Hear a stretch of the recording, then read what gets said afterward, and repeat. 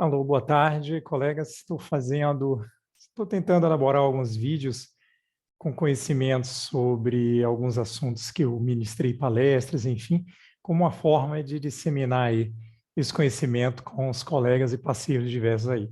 Hoje eu vou falar rapidamente sobre elaboração de projetos. Eu vou subindo aqui, para a gente não perder muito tempo, porque a ideia é fazer vídeos curtos, né, com esses conceitos. Então, aqui vocês vão aprender a escrever um TR de projetos.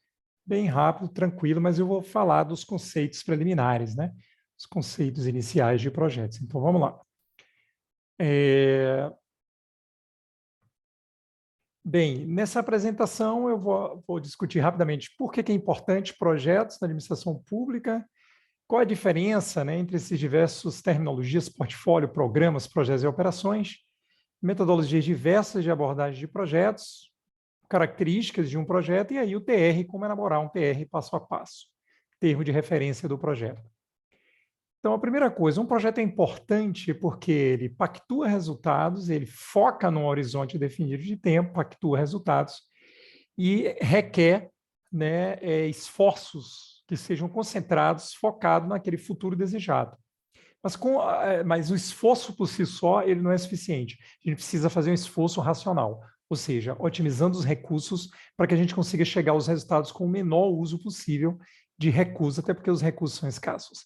O projeto ele se serve tanto para aproveitar oportunidades, uma inovação, uma ideia que surja de uma coisa nova que não se tenha discutido, ou para se resolver algum problema que foi identificado. Então, a gente identifica um problema e aí tenta resolver, né? As terminologias são diversas nessa área de gestão de projetos. Então, eu vou começar do sentido mais amplo, do conceito mais amplo, e depois vou detalhando para chegar no nível mais baixo na unidade, que seria operações. Então, em primeiro lugar, o corte mais alto, né, seria o portfólio, que aí é um conjunto de programas, projetos e outras ações da organização para atendimento de seus objetivos estratégicos. Então, a organização ela tem o seu mapa estratégico, seus objetivos estratégicos, e ela define projetos e programas para poder alcançar esse objetivo estratégico, vislumbrando o quê? A sua visão de futuro, que é justamente o estado desejado que essa organização espera alcançar num determinado período de tempo, normalmente 5, 10 anos. Então, o portfólio é isso, é o conjunto de tudo que se faz para se chegar lá naquele estado da visão de futuro que o órgão projetou. Os programas já são um conjunto de projetos, então vários projetos juntos podem integrar um programa que está, né, convergindo com os objetivos estratégicos da organização. Então, esses projetos que são voltados à entrega de produtos, bens ou serviços, né, trazendo resultados e impactos positivos para a sociedade, eles perfazem os programas de governo, por exemplo. O projeto já é mais... Aqui vocês veem que eu estou descendo, né? Portfólio contém programas que contêm projetos. Projetos são um empreendimento que tem início, meio e fim, né? Com um objetivo específico, a gente vai usar meios e recursos, né, disponíveis para se atingir um resultado num prazo muito definido de tempo. Né? Esse é o projeto. As operações são todas as atividades que eu vou desenvolver no âmbito, né, desse projeto para fornecer os produtos ou serviços a que ele se destina. Né? Operações também são utilizadas no conceito de processos. Quais são as operações? São as atividades, todas aquelas etapas que a gente tem na consecução de um processo que fornece um bem ou serviço para o usuário. As diferenças entre operações e projetos, né? Porque muitas vezes a gente faz confusão, mas a operação é evento contínuo. O projeto ele tem início, meio e fim. O projeto pode conter operações, ele pode tomar emprestado algumas operações do processo para poder desenvolver alguma etapa do projeto. Mas o projeto ele tem uma característica básica, que ele tem uma data de início e tem uma data de término muito definidas. E o término é no momento em que a gente alcançou aquilo que a gente se propôs como resultado do projeto. Né? A operação ela produz produtos, serviços ou resultados repetitivos. O projeto normalmente é um serviço ou resultado único, né, que é fruto daquele projeto específico. Ela utiliza a gestão de processo. A operação, por outro lado, o projeto utiliza uma outra disciplina chamada gestão de projetos. As operações elas sustentam o negócio e ela tem padrões conhecidos, né? Fluxogramas, tudo isso faz parte de operação. Projeto não, o projeto é uma coisa com início, meio e fim que pode ser feito de diversas formas, ele não precisa ter um padrão definido. A similaridade é que ambos são realizados por colaboradores da organização, eles são limitados aos recursos que estão disponíveis, eles são planejados, executados e coordenados por uma equipe. Ambos têm que ter um dono do processo, tem que ter o dono do projeto, que é o coordenador do projeto, o gerente do projeto, de um lado e do outro das operações seria o gerente do processo. E ambos são realizados para atingir objetivos organizacionais que estejam intrinsecamente relacionados aos objetivos, aos instrumentos estratégicos. Ou seja, se a gente tem um planejamento estratégico que define ali grandes objetivos que a gente quer alcançar, no planejamento 2000, por exemplo, 2020, 2025. 2025 eu quero alcançar esse estado da arte aqui, essa minha visão de futuro está no planejamento estratégico, um estado futuro desejado, e eu delineio esse estado a partir de objetivos, que é o quê? É o status quo lá naquele futuro que eu pensei. Então, por exemplo, se eu sou uma instituição de educação e tenho hoje um índice de evasão escolar de 0,5%, e eu projeto no meu futuro, daqui a 5 anos, que eu vou ser uma instituição de excelência com evasão escolar quase nula, eu tenho que definir um indicador para mensurar o que seria essa evasão escolar quase nula, né? Então, se hoje eu tenho uma evasão aí de 2%, 3%, amanhã seria de 0,5%, 0,4%, esse passa a ser o meu objetivo estratégico a ser perseguido. Então, eu vou sair de 2, 2,5% para 0,5%. Nesse caminho, eu estou saindo do presente para um estado futuro desejado. Existem diversas metodologias que trabalham com projetos, né? Dentre elas, essa ZOP, né, que a gente chama de Ziel-Orientiert Projektplanung, planejamento de projetos orientados a objetivos, muito pragmática, bem alemã, e utilizada pelos órgãos de fomento, né, de concessão de doações a fundo perdido, para que os países consigam obter esses fundos, eles têm que apresentar projetos dentro dessa metodologia, que foi uma evolução do marco lógico antigamente. Existe a ISO 21500, a ISO 10006, o PRINCE2 e o PMBOK, que é aquele método mais robusto, mais pesado, que é o corpo de conhecimento acumulado, né, internacional, nesse instrumento que a gente chama de PMBOK, que também é uma metodologia, só que ela é uma coisa mais robusta, ela serve mais como uma enciclopédia para que as diversas outras tecnologias se baseiem nas suas metodologias. Bem, as características de todo e qualquer projeto é que eles são singulares, produzem resultados únicos, eles têm a temporariedade, aquilo que eu falei, um projeto ele tem que ter início, meio e fim. Portanto, ele tem um ciclo de vida, né, que é interessante a gente conhecer. Ó, ele começa aqui, né, com o início do projeto, quando alguém tem uma ideia ou com alguém vislumbrou ali uma solução para um determinado problema e quer discutir, construir junto essa solução. Aí tem os processos de iniciação, é o momento em que você faz o desenho do problema, o diagrama causal para entender melhor o problema, onde você discretiza um problema complexo em partes mais simples, de forma que fique fácil enfrentar essas partes simples, mais gerenciáveis, portanto, para se chegar à solução para o problema maior. Quebra um problema grande em problemas pequenos e resolve os problemas pequenos que são mais fáceis de resolver. Esse processo de planejamento é importantíssimo, porque ele deixa claro não apenas o que é que está se querendo resolver, os objetivos que se espera, mas também os benefícios que vão trazer diretos e indiretos da execução desse projeto. Ele vai ter um plano de comunicação para que se comunique o projeto bem, tanto dentro da organização, quanto entre a organização e as partes interessadas no projeto, para que a gente tenha êxito na condução desse projeto. E ele, né, vai rodar aqui, vai executar, vai ficar girando isso aqui, né, executando, comparando com o que foi planejado, executou, comparou, e aí, no momento em que a gente chegar ao tempo de vida útil daquele projeto, que a gente cumprir, e a gente chegar aos resultados esperados, a gente vai para os processos de encerramento, né? Que é não apenas fazer um relatório de tudo aquilo que se conseguiu, demonstrar com evidências os impactos do projeto, mas também fazer o que a gente chama de gestão do conhecimento, fundamental, que é o quê? Onde nós erramos nesse projeto, seja no planejamento ou durante a execução, de forma que com esses erros a gente aprenda a fazer projetos, a conduzir e coordenar projetos cada vez melhores.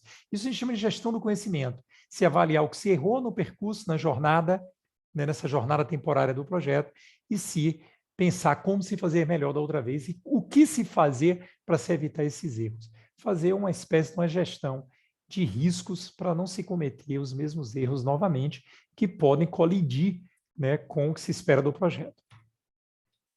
Opa, perdão, eu terminei encerrando aqui, mas vamos voltar lá.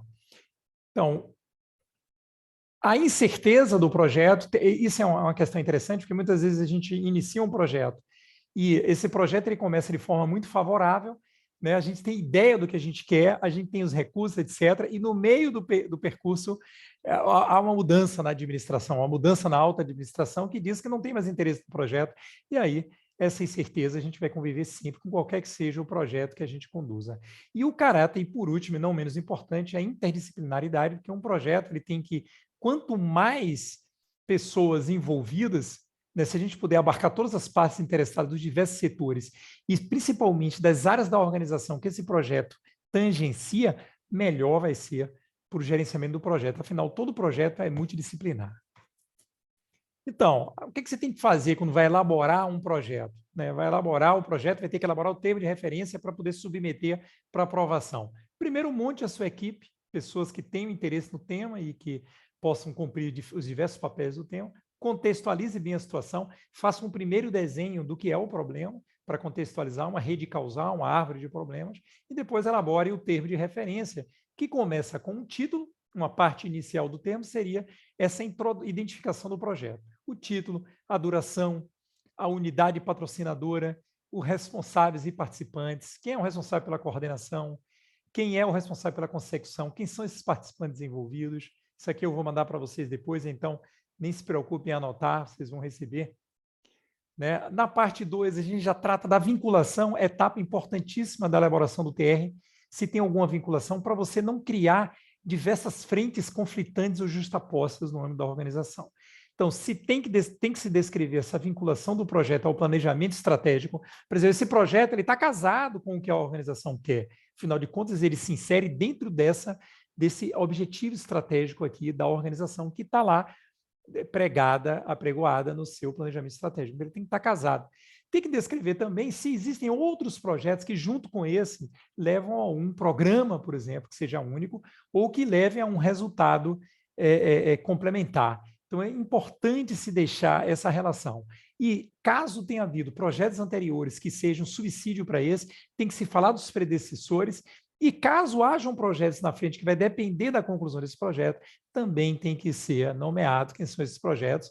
E ainda, se esse projeto ele tem transversalidade na organização, ou seja, se ele é transverso a várias áreas, ou quem sabe a várias organizações externas mesmo à nossa organização. Então é importante ter um capítulo, uma parte que se faça isso, para que você não sinta que esse projeto está à deriva. Ele está muito bem contextualizado no âmbito do planejamento estratégico, que define os caminhos da organização, lembrando, para o futuro, no sentido daquela visão de futuro que a gente desenhou, aquele horizonte desejado.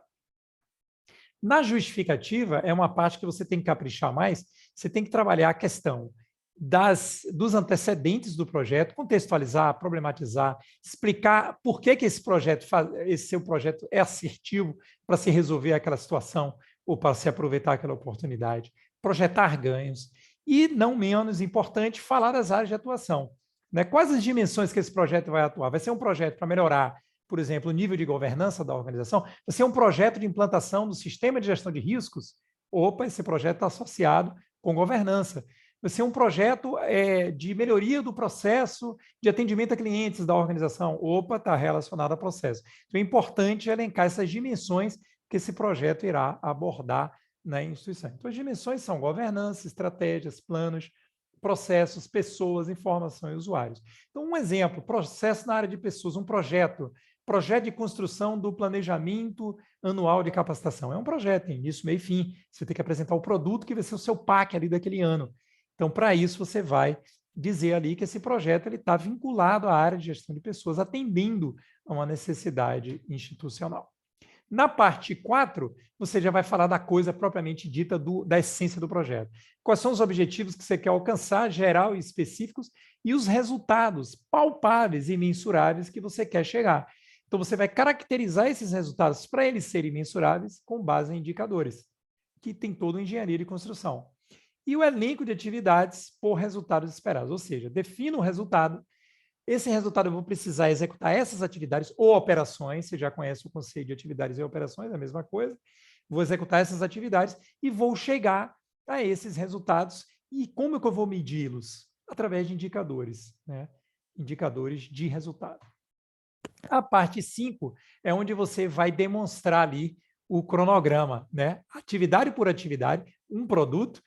Dentro desse resultado, desse produto específico, você tem uma série de atividades e qual os prazos para cada dessas atividades. E aí você tem o prazo, né? Botando o prazo das atividades que concorrem para a geração de um resultado, você tem um prazo total da atividade, que é importantíssimo para os patrocinadores continuarem apoiando esse projeto. É importante para o monitoramento. Então, você vai colocar a duração das atividades, recursos necessários para cada atividade. Existem vários softwares no mercado para isso, Primavera, você tem o Microsoft Project, o MS Project, que é excelente também. Você tem o Planner, que é super útil, usa a metodologia ágil, né, de gestão de projetos. Enfim, existem inúmeros. Ou você pode fazer a sua planilhinha, né, o seu gráficozinho Gantt lá no Excel mesmo, de forma rudimentar. Não interessa a metodologia. A melhor metodologia é aquela que você domina. Então, se é o Excel, use o Excel. Se não tem Excel, é na mão, faça na mão. O importante é você se empenhar na execução das atividades do projeto para se chegar nos resultados desejados. E, por último, os custos que você tem que colocar por atividade para se ter uma noção dos investimentos necessários. Quais são os fatores críticos do projeto? Tem que ser nomeados nessa última etapa do projeto, que é premissas e restrições, é a etapa anterior às assinaturas. Elencar os fatores críticos, as pessoas diretamente ligadas ao projeto, com relação aos demais atores envolvidos, ao patrocínio do projeto. Então, qual seria um fator crítico relacionado ao patrocínio do projeto? Uma mudança na alta administração, por exemplo.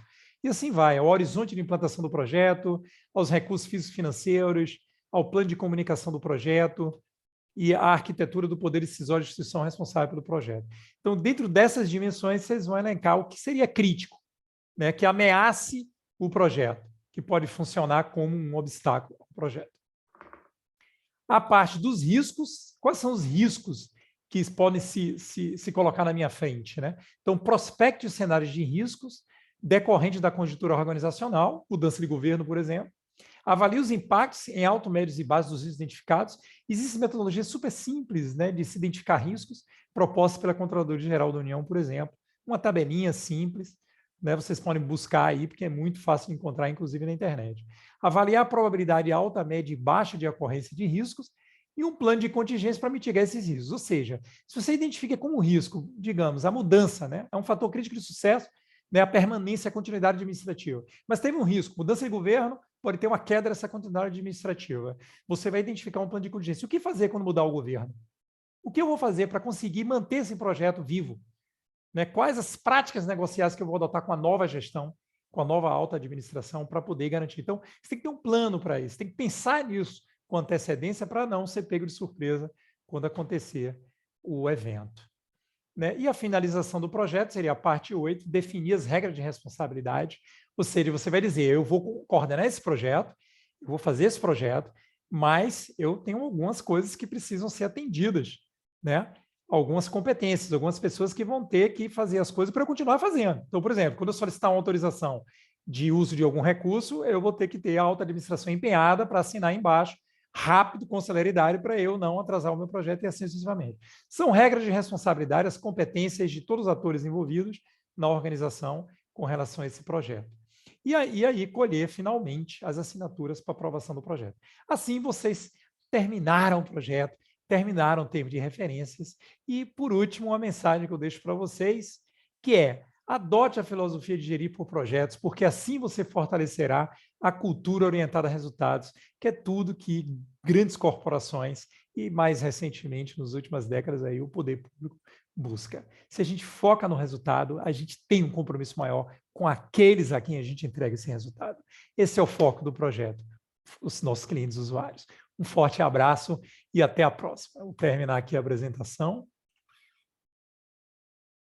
Deixa eu ver se eu consigo terminar aqui fácil, porque nunca é fácil.